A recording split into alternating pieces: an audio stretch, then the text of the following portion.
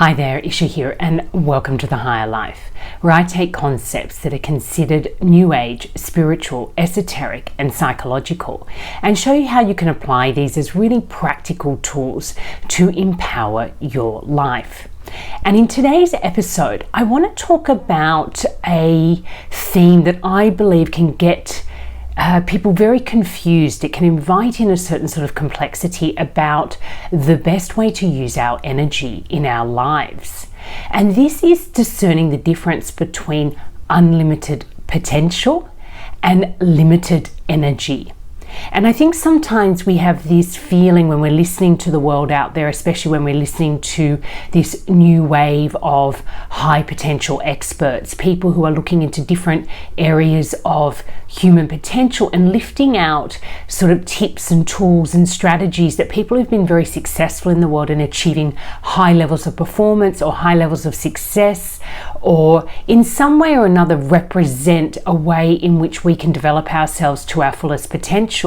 You know, we start to feel a lot of pressure that maybe we should be able to do it all, have it all, be it all, that there is some sort of secret sauce or secret ingredient that people have in which they're able to kind of transcend the normal, ordinary, limited experience of being a human being. And for me, I think this has really hit home for me as a mother, as a parent over the years, and as a sort of modern, educated, middle-class woman, where I felt like I've been in a kind of internal conflict around how best to use my energy, and often feeling a little bit maybe uneasy with myself that I don't seem to have the energy to achieve everything that I've been conditioned to believe I could and should in the kind of life that I'm living. I kind of feel constantly depleted, like my energy is, it's limited. I only have so much in a day. And when you have children or you're living in a life where there's a lot of relational dynamics, a lot of my energy goes into just facilitating the day-to-day experience of being alive and supporting my family to, be well in the world as well as myself. And it feels like a quite meaningful way to be living. However, I think there's a lot of input that I'm receiving about that just not being enough, and that there is all these other things that we can be doing and have the energy to be doing. And if we're not, we're somehow not using our energy correctly. Now, this is such an important topic in the work I do because, as I've said many times over, the core work of walking the path of personal empowerment is really understanding how to use your creative force, your life force, your energy correctly, so that it flows with the natural unfolding of life and is not operating or flowing into a manufactured version of life. And it's often quite easy to tell the difference, because when you're driving or fueling a manufactured lifestyle, it will feel draining, even if it's delivering certain levels of success or little hits of excitement and highs that keep you going. It kind of feels good being successful. It feels good earning lots of money, going on holidays, all these things that the fabricated lifestyle sells back to you as being a successful, happy and fulfilling life. However, if you do maintain that kind of lifestyle for a while, there is this kind of underlying fatigue of, how long can I keep this up for?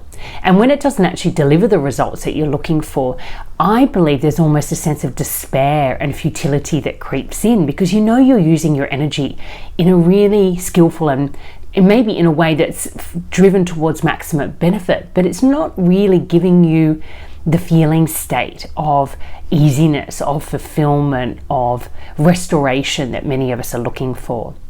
And I think this comes down to a confusion between unlimited potential, that is, tapping into what would be the source of unlimited potential, and understanding that as a human being in a physical form, we do have a limited source of energy on a daily basis, and potentially a limited source of energy for one lifetime. But that's a different teaching.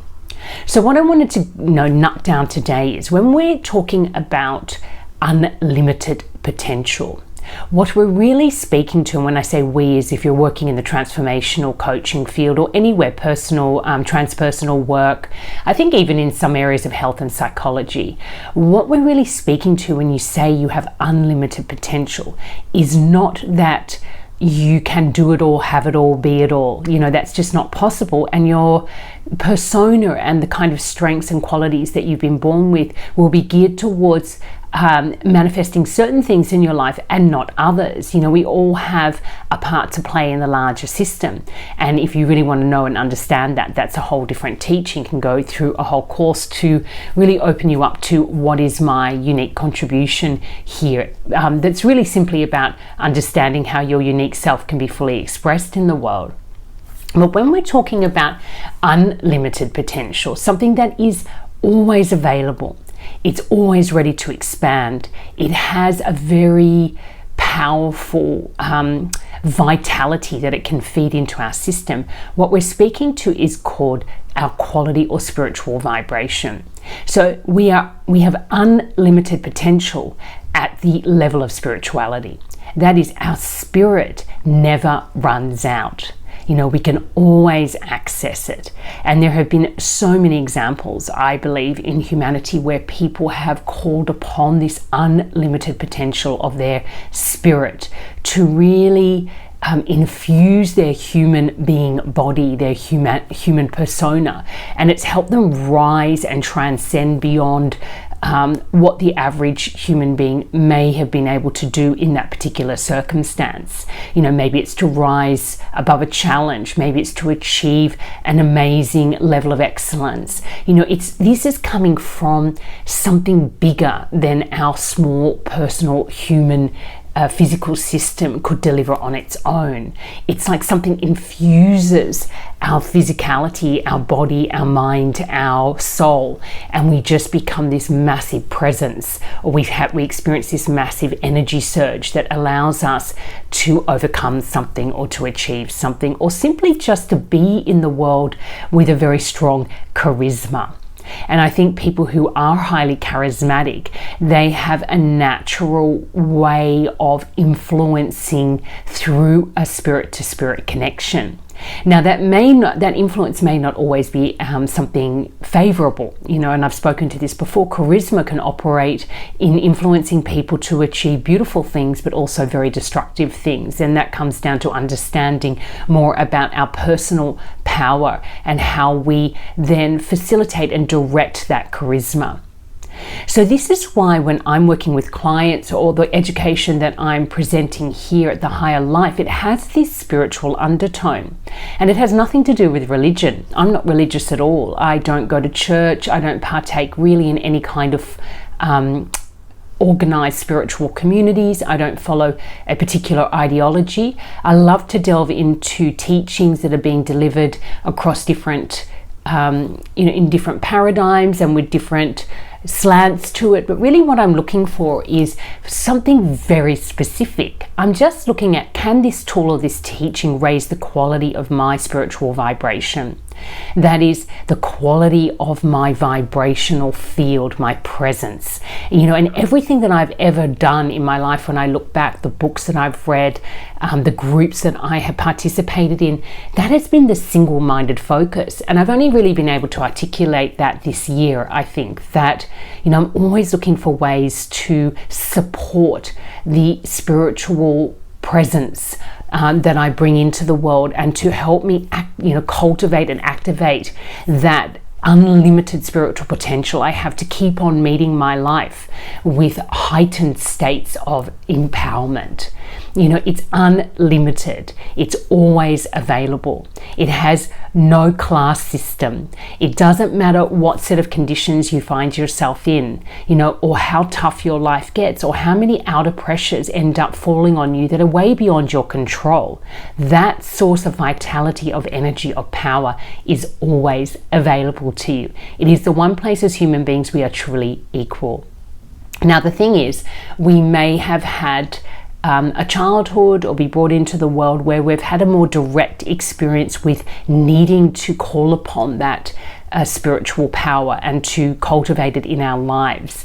And, you know, being a person that's traveled into a lot of recovery groups and spent a lot of time in family psychology and really understanding how trauma, relational trauma occurs, I think that people who are forced or choose to operate in these areas do tend to have a stronger sense of this discernment that the unlimited aspect of our nature, the unlimited source of power, the unlimited human potential is always calling upon our inner spiritual self and the capacity that it has to meet any human challenge in a really graceful way, and to have the energy to keep going.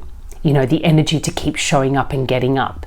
I do think that what actually triggers a sort of suicidal mentality is when you've really lost sight of yourself being a truly spiritual being and you've become over-identified with your physical ego self, your socially conditioned self, and all you can see is, I am this self who's failing in this manufactured version of life and I don't see any way out and I don't want to be here.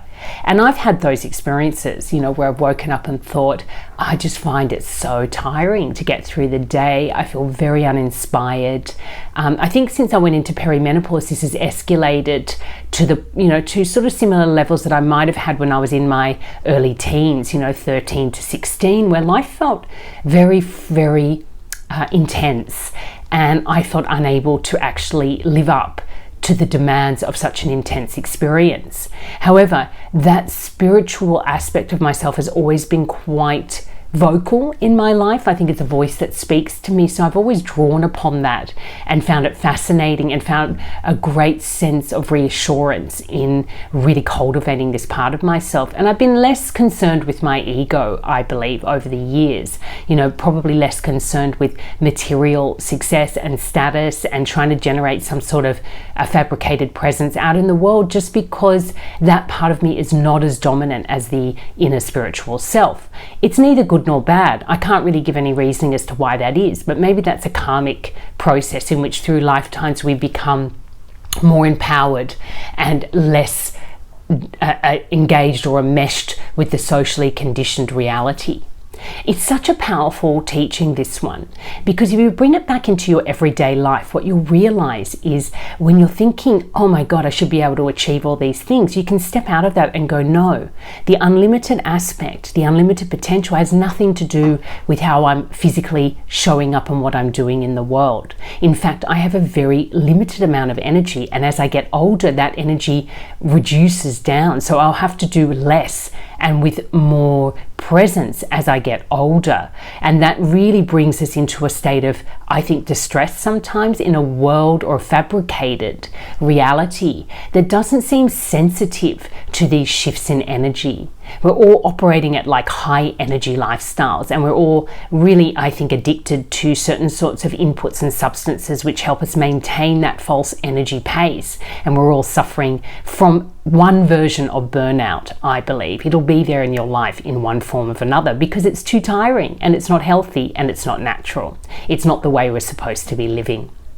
So when we come back to this particular teaching, if you're able to really pull those two concepts apart and recognize that in your physical human form, you have a limited energy for each day, for each week, for each month, and maybe over your whole lifetime, that the way that your energy shows up and the way that it likes to fuel your life is something that you'll need to explore, because we're all different and we all have different inner archetypal patterning that actually dictates the best use of our energy. However, if you're looking for a source of vitality, a source of support, a way that you can serve your highest potential in every day, you really want to be tapping into that vibrational energy, that spiritual energy that can continually evolve and expand in a very effortless way. It is the one thing that you can rely on in life. So if that's the one thing that you can rely on, that's what you'd want to be giving your attention to. Those are the kinds of practices and exercises and activities that you'd want to engage with that support the inner power that comes from really stepping into your natural true self, your spiritual self. So in the end, spirituality is a lot about resilience, inner resilience, emotional resilience, mental resilience, physical resilience, but it's not all those things. It is a source of those things.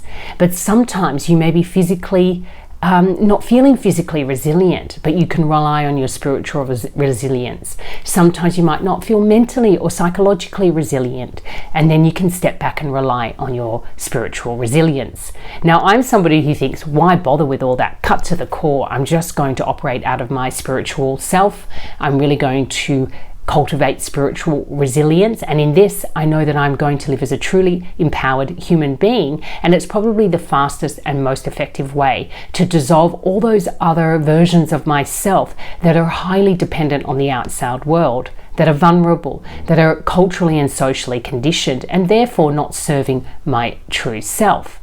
However, they're not a bother, they're not dangerous, these selves. They just use your energy poorly. So if you're feeling fatigued and tired and perhaps disappointed in areas of your life, you may want to think about pulling out of the ego self that's attached to wanting a result in that particular space, the disappointed self, and tap back into your spiritual, pure, true nature. It's really exciting work, this work. Now, if you found this an interesting lesson and you'd like to know more, absolutely check out Higher Life Academy. I have courses, an actual journey through personal transformation that will help you step into your spiritual self, raise your vibration, the quality of your spiritual vibration, and help you to dissolve any aspects or any selves, ego or socially constructed selves that is really hijacking your energy in the way that it flows out into the world, so you can live truly happy, healthy, and wealthy. So until next time, take care and love life.